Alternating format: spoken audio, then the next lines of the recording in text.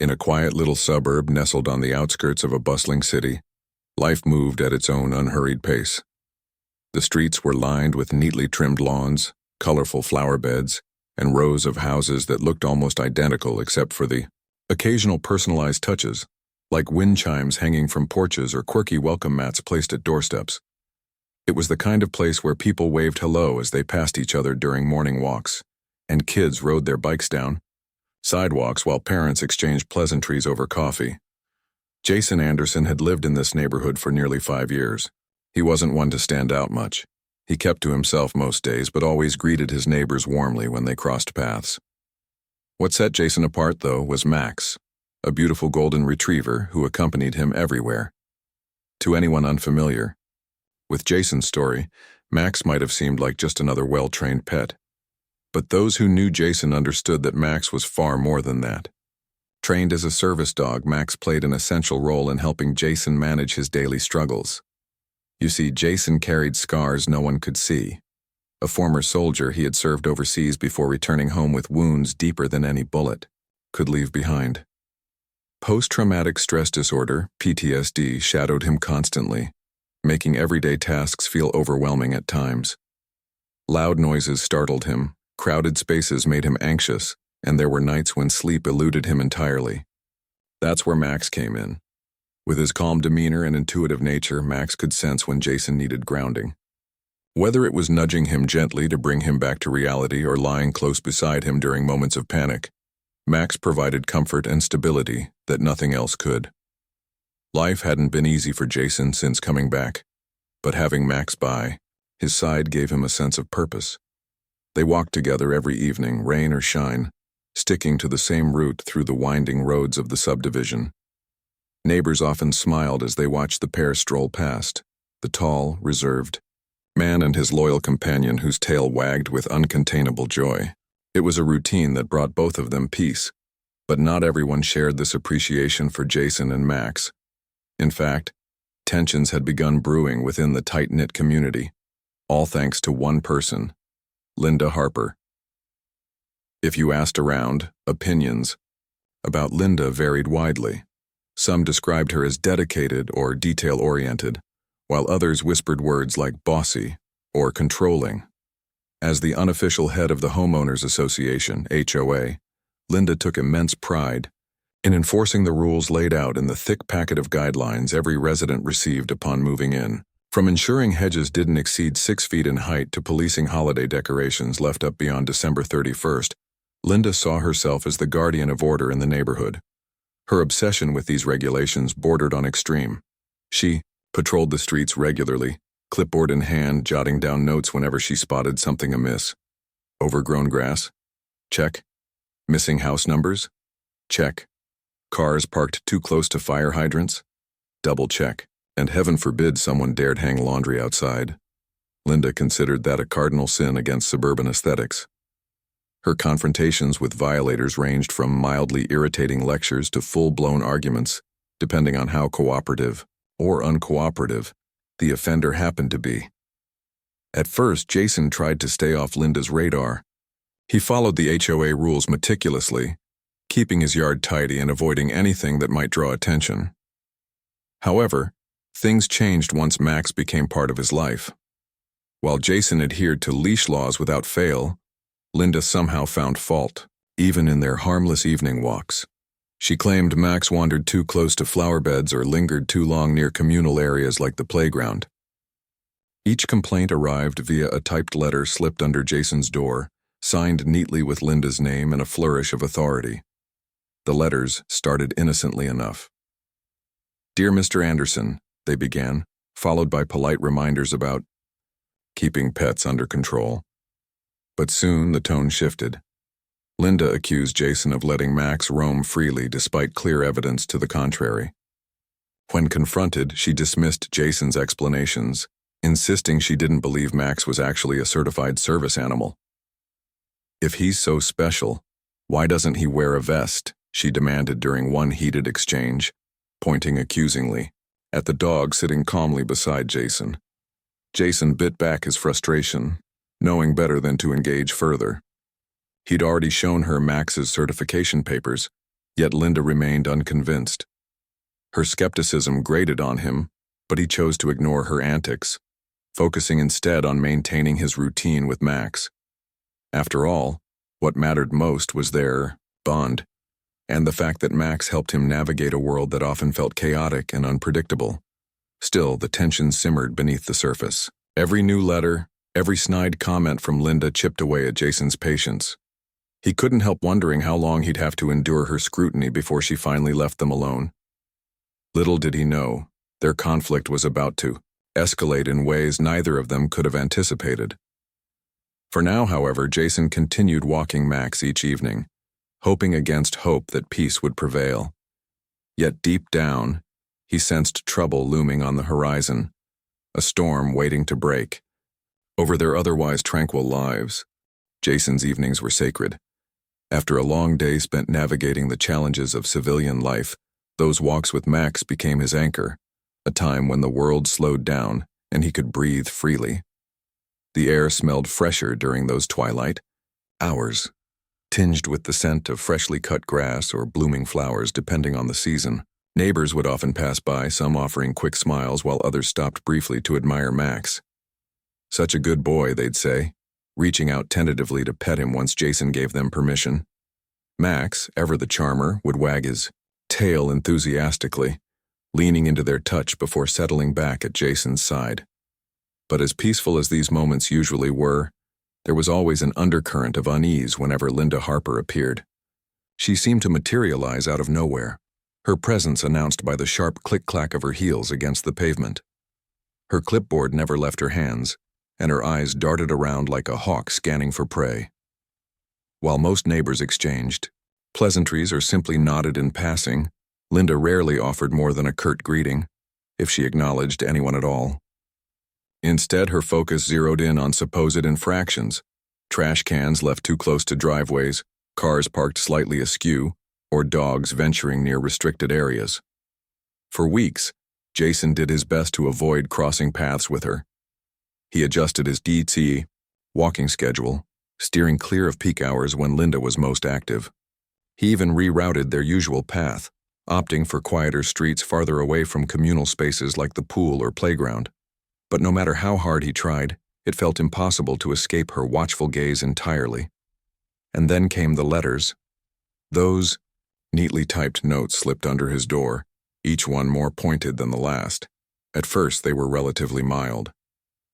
"Dear Mr. Anderson," they began, followed by reminders about leash laws and keeping pets away from flower beds. Jason shrugged them off, knowing full well that Max stayed firmly tethered during their walks. But as the weeks went on, Linda's accusations grew bolder. One letter accused him of allowing Max to wander freely through the subdivision, despite Jason's careful adherence to HOA rules. Another claimed Max had disturbed other residents by barking excessively, a ridiculous assertion since Max rarely made a sound unless absolutely necessary. What frustrated Jason most wasn't just the faceless complaints but the way Linda dismissed Max's role in his life. When Jason confronted her politely, explaining that Max was a certified service animal trained to assist him with PTSD, Linda waved him off with skepticism. "If he's so special, why doesn't he wear a vest?" she snapped during one particularly tense encounter. Jason explained patiently that vests weren't legally required for service animals, showing her Max's certification papers as proof. But Linda remained unmoved, insisting she didn't trust any paperwork unless it came directly from some official body she deemed credible. Her dismissive attitude stung. It wasn't just about defending himself, it was about protecting Max, who deserved respect for everything he did. To Jason, Max wasn't just a dog, he was family. Every nudge, every calming lick, every moment of silent companionship reminded Jason that he wasn't alone in facing the demons that haunted him. Yet here was Linda, treating Max like nothing more than a nuisance, questioning his legitimacy without a shred of empathy. Despite the mounting frustration, Jason tried to keep things civil. He reminded himself that arguing wouldn't solve anything. It might even make matters worse. So instead of retaliating, he doubled down on following the rules, ensuring there was no room for criticism. He shortened Max's leash slightly, kept him closer to his side and avoided areas where Linda tended to linger.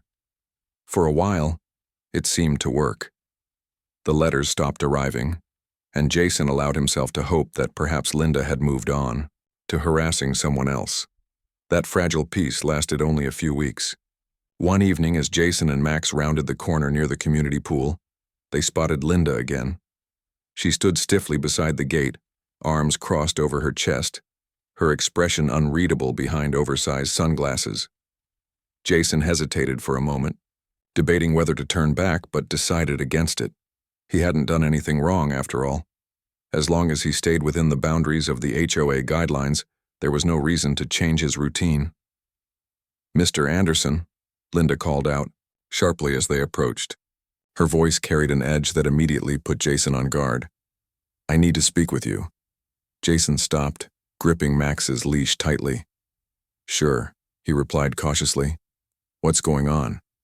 Linda gestured toward the patch of grass surrounding the pool area. "Your dog stepped onto this lawn earlier today. This is private property and pets are not allowed here." Jason blinked, taken aback. "Max hasn't been anywhere near the pool today," he said firmly. "We've stuck to our usual route." "Oh, really?" Linda countered, pulling out her phone. She scrolled through her photos, eventually landing on a blurry image. "This is your dog, isn't it? Right here on the grass." Jason squinted at the photo. It was grainy and indistinct, capturing little more than a golden blur near the edge of the lawn. Even if it was Max, which Jason highly doubted, the dog was clearly still on the sidewalk, not trespassing onto restricted property. "That doesn't prove anything," he said evenly. "And even if it did, it's not like he caused any damage." Linda bristled at his response.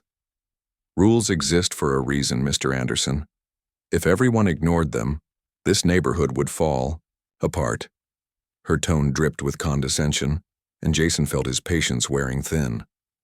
"Max is a service animal," he reminded her, trying to keep his voice steady. "He has rights, and so do I. You can't just make up accusations whenever you feel like it." Linda's lips pressed into a thin line. "We'll see about that," she muttered under her breath before turning on her heel and marching away. As Jason watched her go, a knot of dread settled in his stomach. Something about the way she'd spoken sent chills down his spine. It wasn't just annoyance radiating from her anymore. It was something darker, angrier. For the first time, Jason wondered if avoiding conflict had been the right approach. Maybe ignoring Linda's behavior had only emboldened her, giving her license to escalate things further.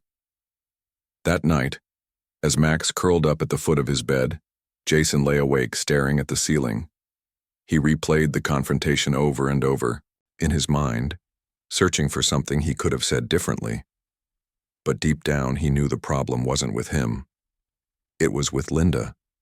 No amount of reasoning or compliance would satisfy her relentless need to control. And as much as he wanted to believe this latest incident would blow over, a nagging voice in the back of his mind whispered otherwise.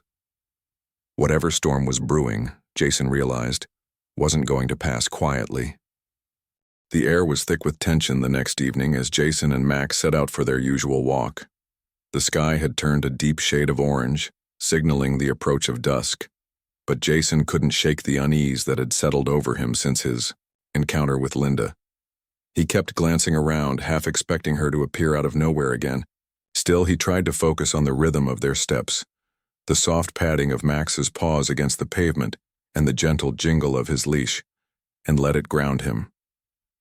They were nearing the community pool area when Jason spotted her. Linda stood by the gate, just as she had the night before, except this time she wasn't alone. A small crowd of neighbors had gathered nearby, whispering among themselves.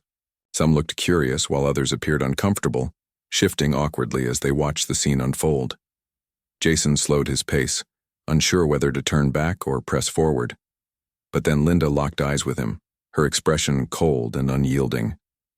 "There, you are," she said loudly enough for everyone to hear. Her tone dripped with accusation, and Jason felt all eyes turn toward him. "I told you yesterday about keeping your dog off private property." Jason exhaled sharply. gripping Max's leash tighter. "Linda, we haven't stepped onto private property," he replied firmly, his voice steady despite the knot tightening in his chest. "Max has stayed on the sidewalk the entire time." "Don't lie to me," Linda snapped, stepping closer. She held up her phone again, showing the same blurry photo from the previous day. "This is proof. Your dog was here earlier today." "That picture doesn't show anything clear," Jason countered, frustration creeping into his voice. "Even if it did, Max hasn't been near the pool today. You're making things up." A murmur rippled through the small crowd. Some nodded in agreement with Jason, while others exchanged uncertain glances. Linda ignored them, her attention laser-focused on Jason. "You think you're above the rules because of that dog," she spat, pointing at Max. "But I won't tolerate it anymore." Before Jason could respond, something unexpected happened. Linda reached into her purse and pulled out a small device, a stun gun. Time seemed to freeze as she raised it, aiming directly at Max. Gasps echoed through the gathering crowd, and someone shouted, "What are you doing?" Jason's heart leapt into his throat. "Linda, stop!" he yelled, instinctively stepping in front of Max to shield him. But it was too late. With a sharp crackle, the stun gun discharged, sending an electric current surging into Max's side. The dog yelped in pain, collapsing onto the ground. His body trembled violently as he writhed in agony, his tail tucked tightly between his legs. Jason dropped to his knees beside him, panic overtaking every thought. "No! Max!" Jason cried, pulling the dog close to him. Tears welled up in his eyes as he cradled Max's shaking form, trying desperately to comfort him. "Are you okay, buddy? Please be okay." The crowd erupted into chaos. Neighbors rushed forward, some shouting at Linda in disbelief, others calling for help. One woman dialed 911, her hands trembling as she explained what had just happened. Another neighbor knelt beside Jason, placing a reassuring hand on his shoulder. "He'll be all right," she murmured, though her voice wavered with emotion. Meanwhile, Linda stood frozen, the stun gun still clutched in her hand. For a moment, she looked shocked by her own actions, as if she hadn't fully considered the consequences of pulling the trigger. But then her expression hardened again, and she squared her shoulders defiantly. "That dog shouldn't have been here," she declared loudly, addressing the growing crowd. "I warned him repeatedly. He needed to learn a lesson." Her words only fueled the outrage swirling around her. Voices rose in anger, accusing her of cruelty and overreaction. Someone shouted, "You can't just tase an animal like that." Another added, "Especially not a service dog. Do you even understand what that means?" Jason barely registered the commotion. All his focus was on Max, who was slowly beginning to recover from the shock. The trembling subsided slightly, and Max whimpered softly, pressing his head against Jason's chest. Though the initial wave of panic eased, Jason's mind raced with worry. What if Max had been seriously injured? What if there were internal burns or lasting damage? "I'm taking him to the vet," Jason announced, his voice choked with emotion. He scooped Max into his arms, ignoring the weight as adrenaline surged through him. Without another word, he hurried toward his car, leaving behind the angry mob surrounding Linda. As he drove to the emergency veterinary clinic, Jason's thoughts spiraled. How could someone do something so cruel? Max was innocent, just a loyal companion trying to live his life and help Jason navigate his own. The injustice of it burned inside him, mingling with fear for Max's well-being. By the time they arrived at the clinic, Jason's hands were shaking so badly he could barely manage the keys. Inside, the staff sprang into action. A veterinarian examined Max carefully, checking for burns, trauma, or any signs of internal injury. Jason paced anxiously in the waiting room, replaying the horrifying scene over and over in his mind. Every now and then, a kind receptionist would offer him water or a reassuring word, but nothing could calm the storm raging within him. Finally, after what felt like hours, the vet emerged with news. "Your dog is going to be okay," she said, gently, offering Jason a sympathetic smile. There are some minor burns where the prongs made contact but no serious damage. We'll treat those and monitor him overnight to make sure there aren't any complications." Relief washed over Jason, but it was short-lived. Even as he thanked the vet and followed her back to see Max, his thoughts turned darkly to Linda. Who did she think she was, wielding a weapon like that in broad daylight? Did she really believe she could get away with assaulting an innocent animal? And not just any animal, but one trained to assist someone with disabilities? By the time Jason returned home later that night, exhausted and emotionally drained, the incident had already begun spreading through the neighborhood. Videos and photos captured by bystanders circulated online, sparking outrage far beyond the confines of the subdivision. Friends and strangers alike expressed their horror at Linda's actions, flooding social media with messages of support for Jason and Max. Someone even started a fundraiser to cover Max's medical expenses, which quickly surpassed its goal. For Jason, the overwhelming response brought a mix of emotions. On one hand, he was grateful for the kindness and solidarity shown by so many people. On the other hand, he couldn't shake the lingering anger and betrayal he felt, not just toward Linda, but toward the system that allowed someone like her to wield power unchecked. As he sat on the couch that night watching Max sleep peacefully beside him, Jason resolved to fight back.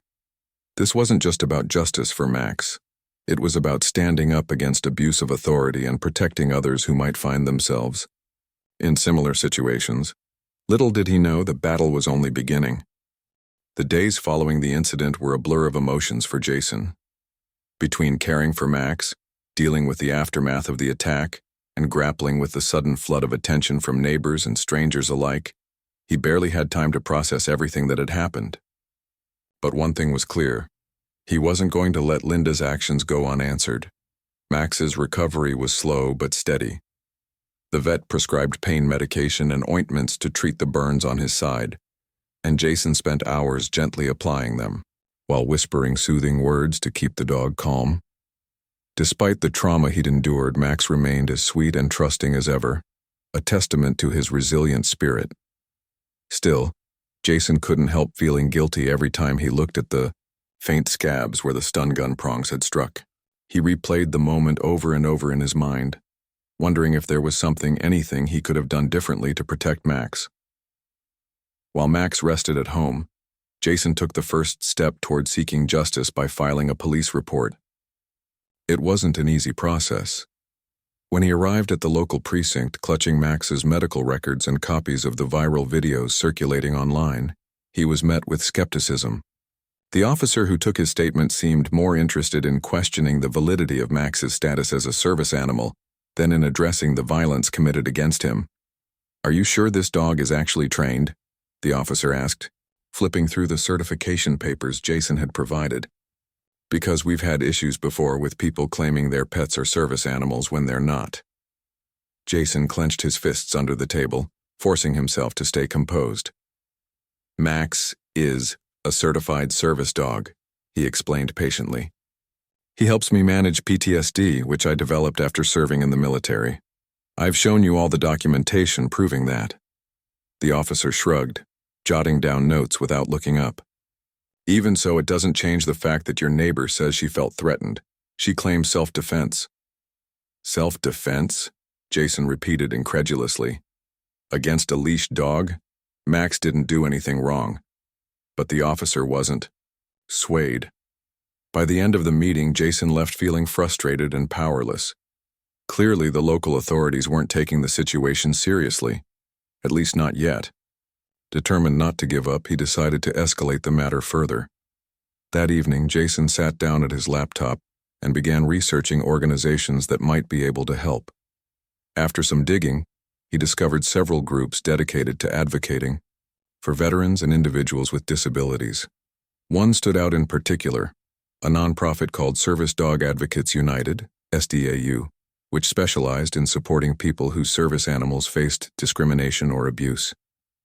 Jason reached out to them via email, attaching photos of Max's injuries, copies of his certification, and links to the videos documenting Linda's assault. To his relief, SDAU responded almost immediately. Their executive director, Sarah Chen, called him personally the next morning. Her voice was warm but firm as she assured Jason they would do everything in their power to support him.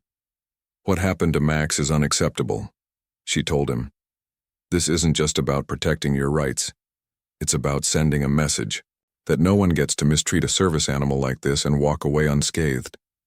With Sarah's guidance, Jason drafted a formal complaint to send to federal agencies, including the Department of Justice, DOJ, and the Americans with Disabilities Act ADA Enforcement Division. Under federal law, service animals like Max were protected from harassment, intimidation, or harm. Assaulting a service animal wasn't just cruel, it was illegal. And given the widespread media coverage of the incident, Jason knew they couldn't afford to ignore it. Meanwhile, the story continued to gain traction online. Videos of the confrontation outside the community pool had gone viral, sparking outrage across social media platforms. Hashtags like Daesh Justice for Max and Daesh Stop HOA Bullying trended nationwide, drawing attention from journalists, activists, and even politicians. News outlets picked up the story, framing it as a shocking example of unchecked authority within homeowners associations. Comment sections overflowed with messages of support for Jason and condemnation for Linda. Some neighbors who had previously stayed silent now came forward to share their own experiences with Linda.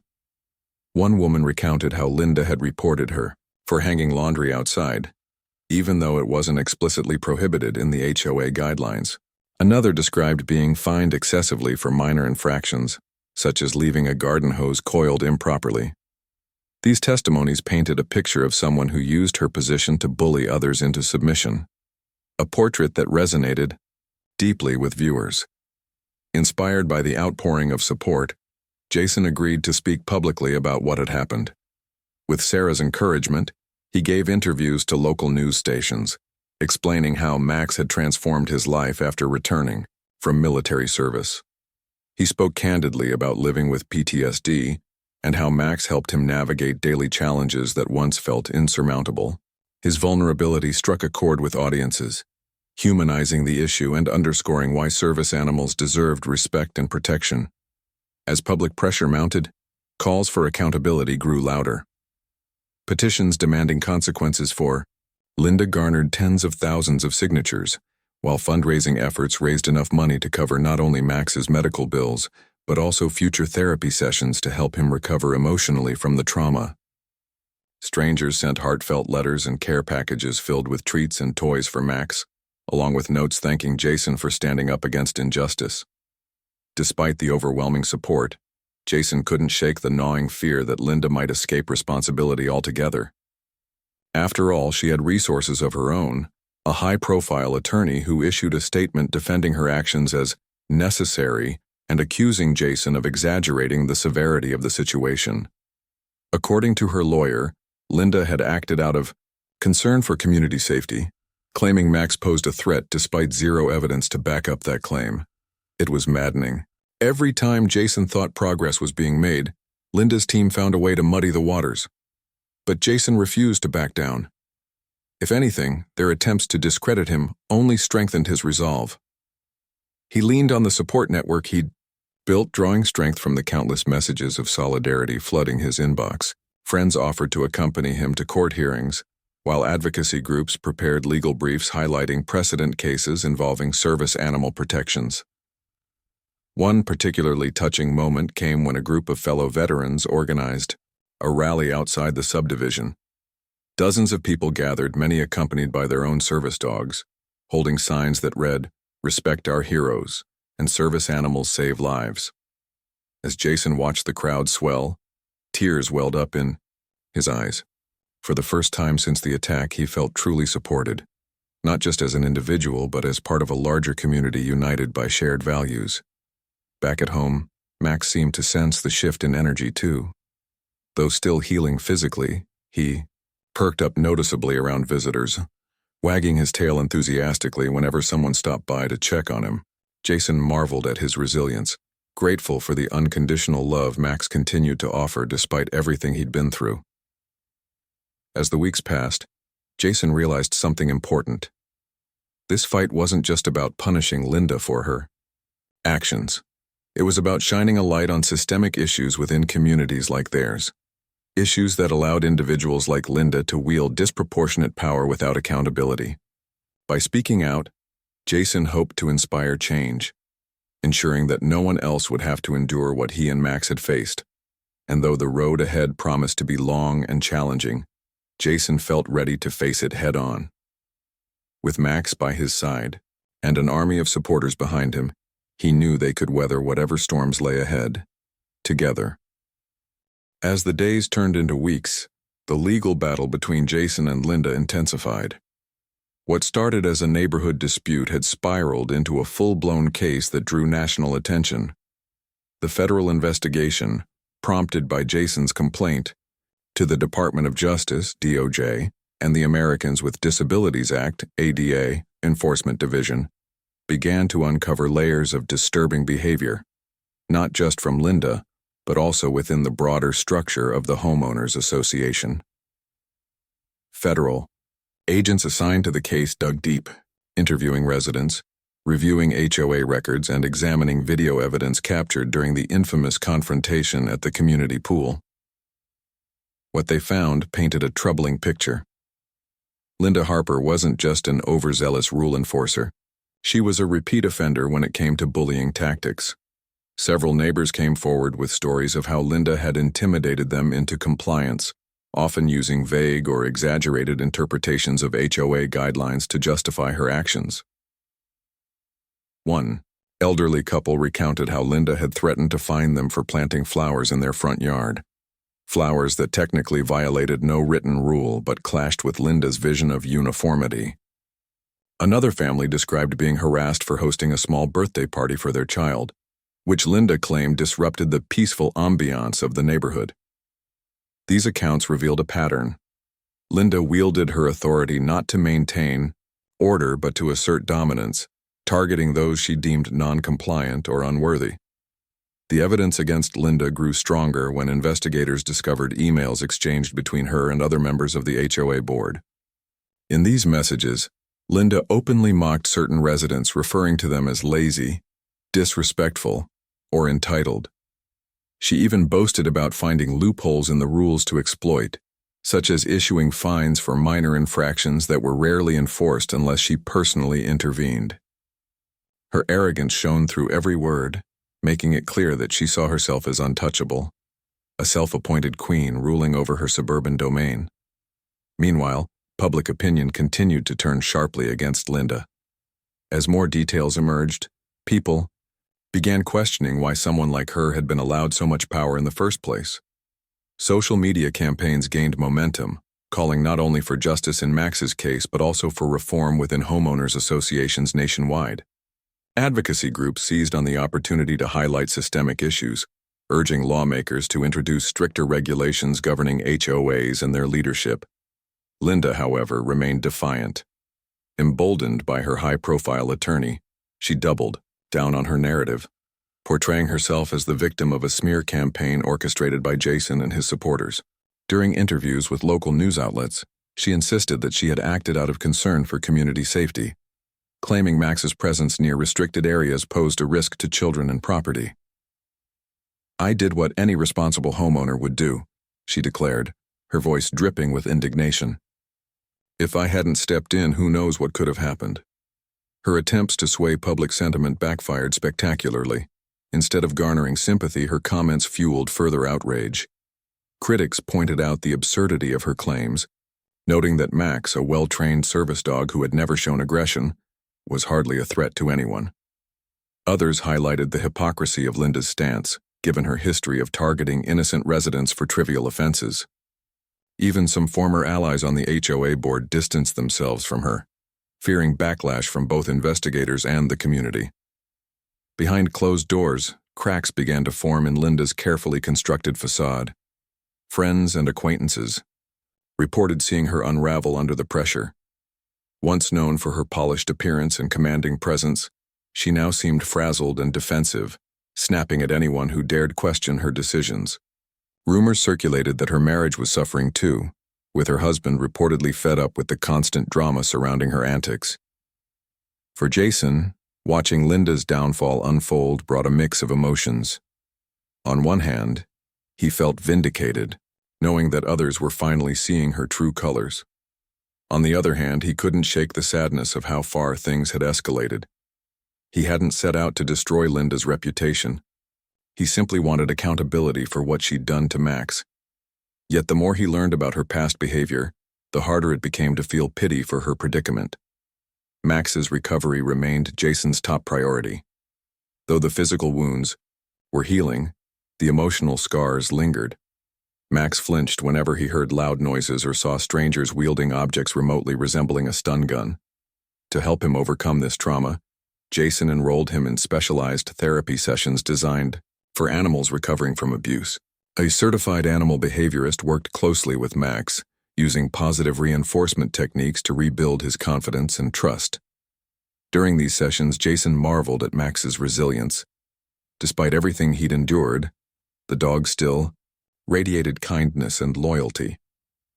His tail wagged enthusiastically whenever they arrived at the therapist's office, and he greeted everyone with the same gentle curiosity that made him so beloved. Watching Max interact with others reminded Jason why he'd fought so hard to protect him, not just because Max was a service animal, but because he was family. With each passing day, the federal investigation gathered steam. Agents uncovered additional evidence linking Linda to previous incidents involving harassment and intimidation. One particularly damning piece of information came from a former HOA board member who admitted to witnessing Linda falsify reports to justify fines levied against residents. This revelation strengthened the DOJ's case, providing concrete proof of misconduct beyond the assault on Max. Backed by mounting evidence, federal prosecutors decided to pursue multiple charges against Linda. In addition to violating the ADA by assaulting a service animal, she faced allegations of obstruction of justice, abuse of power, and malicious prosecution. Each charge carried significant penalties, ensuring that Linda wouldn't escape accountability easily. As news of the impending charges broke, the neighborhood erupted into a mix of shock and relief. Some residents expressed guilt for not speaking up sooner, admitting they had feared retaliation if they crossed Linda. Others celebrated openly, organizing impromptu gatherings to mark the end of her reign of terror. For many, the prospect of justice felt like a long overdue reckoning. Jason, meanwhile, focused on channeling the momentum into meaningful change. Inspired by the support he'd received, he partnered with advocacy groups to launch educational initiatives aimed at raising awareness about service animal rights. Together, they created workshops and online resources explaining the legal protections afforded to service animals and their handlers, empowering others to stand up against discrimination. He also began working with local officials to propose reforms within homeowners associations, advocating for greater transparency and accountability in their operations. His efforts resonated deeply with residents eager to prevent similar situations in the future. Slowly but surely, the once divided community began coming together, united by a shared desire to create a safer, more inclusive environment for everyone. Through it all, Jason leaned heavily on Max, not just as a source of comfort but as a reminder of why he kept fighting. Every wag of Max's tail, every nudge of his nose against Jason's hand, reinforced the bond they shared. It was a partnership built on mutual trust and love, one that no amount of adversity could break. Though the road ahead promised challenges, Jason felt hopeful for the first time in months. With Max by his side and a growing network of supporters behind him, he knew they could face whatever came next, together.